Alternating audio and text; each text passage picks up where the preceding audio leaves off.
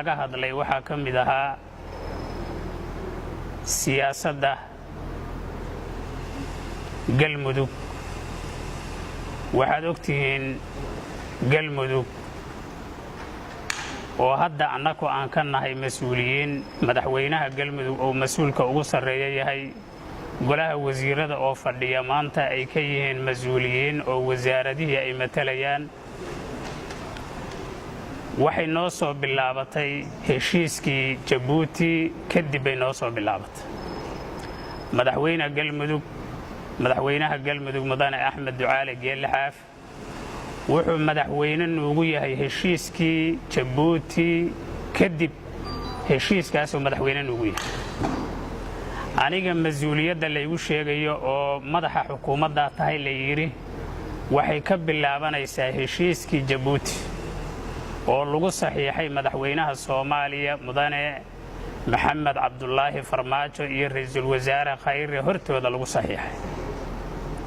mas-uuliyadda mudane Axmed Ducaale Geelle Xaaf iyo aniga mas-uuliyaddayda waxay ka bilaabanaysay heshiiskii Jabuuti. heshiiskii waxaa lagu fuliyey qodobadii lagu heshiiyey dhammaantood. waxaa la dhihi kara waa la soo afjaray, waa la soo gebangabeeyey. waxaa la mideeyey calankii labada meelood ka kala jiray, hal calan baa lagu heshiiyey. waxaa lagu heshiiyey hal magac, laba magac aan kala lahayn. markaasaan hal magac yeelannay. laba madaxweynea kala jirtee hal madaxweynaan yeelannay. laba dastuuraa kala jirtee hal dastuuraan yeelannay. laba baarlamaanaa kala jirtee hal baarlamaanaan yeelannay. laba ciidanaa kala jirtee hal ciidanaan yeelannay. laba golo wasiiraa kala jirtay hal golo wasiiraan yeelannay. waxaa ugu dambeeyey in ciidankii la mideeyo, ciidankii galmudug maanta la isku dhaahan yahay. saasna lagu soo gebangabeeyey heshiiskii.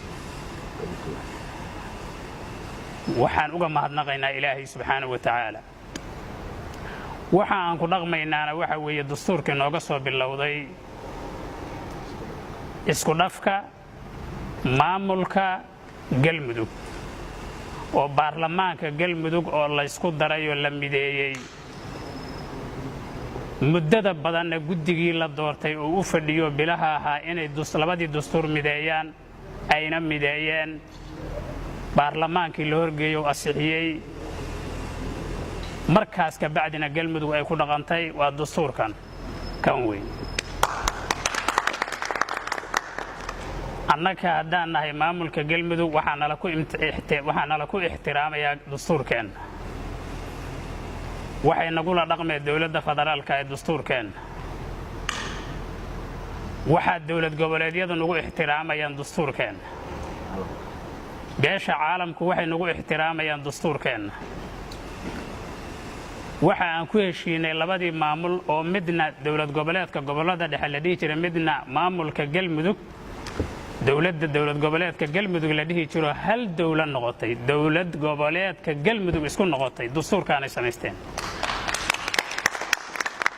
waxaan leenahay beesha caalamku ha nagu ixtiraamto.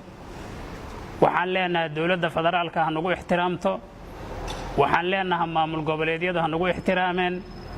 annaka dastuurkeennu waa kaas. shacabkeenna dastuurkii muwaafaqadu ay ka dhacday ee nuwaabtii ama golihii sharci dejinta ee baarlamaanka galmudug u asixiyey ee uu soo saaray waa dastuurkan. asagaa nala ku ixtiraamaya, asagaan ku dhaqmaynaa. wuxuu ku miisaaman yahay shareecada islaamka. wax shareecada islaamka ka soo horjeeda annakaanba oggolaanayn. wixii shareecada islaamka ka soo horjeeda waxa weeye annakaanba oggolaanaynba, annakaaba ka culumaaba. waxa weeye dastuurka galmudugaa nala ku ixtiraamaya. asagaan dowlad goboleed ku nahay. asagaa yacni madaxda galmudug madaxweyne ku yahay. aniga hadda madaxweyne Axmed Ducaale Geelle Xaaf heshiiskii Jabuuti ka hor aniga madaxweyne ima ahayn. aniguna ra'iisul wasaare uma ahayn. wasiiradaan ag fadhiyo maalin walba aan u yeeraya wasiirre ima ahayn. waxay igu noqdeen midkaas wey. kaasi waxay igu noqdeen.